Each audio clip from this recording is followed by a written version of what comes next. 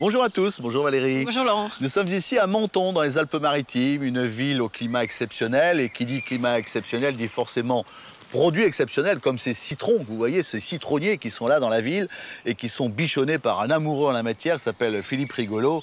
C'est lui qui s'en occupe vraiment avec beaucoup d'amour. Puis il y a aussi dans cette ville beaucoup de jardins. Énormément de jardins qui seront d'ailleurs tous ouverts à la visite au mois de juin. Visitez ces jardins, comme tous les jardins de France, en ayant toujours le souci de puiser de bonnes idées, comme par exemple celle-ci. Comment donner ou accentuer la perspective, la profondeur de votre jardin. Vous avez cet exemple magnifique avec ces cyprès en forme d'arche, ce sont des arches naturelles. Vous avez aussi un autre exemple avec ces arches en pierre qui donnent également cette perspective. Il y a toujours un petit truc quand même qu'il faut bien avoir à l'esprit. Voilà, c'est de toujours placer en fond de décor, donc en bout de perspective, eh bien, un élément qui va attirer le regard. Donc ça peut être une belle plante, une belle potée, une belle jarre. Donc toujours pour avoir l'œil captivé, attiré. Il y a aussi le système traditionnel que vous connaissez, comme le trompe-l'œil, comme le miroir que l'on met au fond d'une allée pour avoir l'impression qu'elle est sans fin.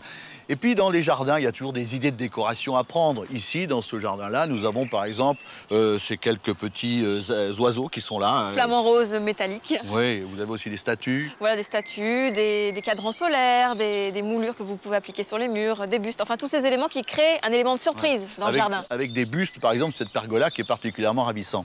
Alors, il y a enfin, lorsque vous avez la chance d'être dans un endroit où, comme ici, la Méditerranée est en fond, dans le point de vue, si vous avez un grand champ de blé, si vous avez une montagne, comment faire pour intégrer le paysage dans votre jardin? Comment a-t-on fait ici? Eh bien, on a aménagé plusieurs bassins successifs, donc en cascade, pour introduire peu à peu l'élément eau.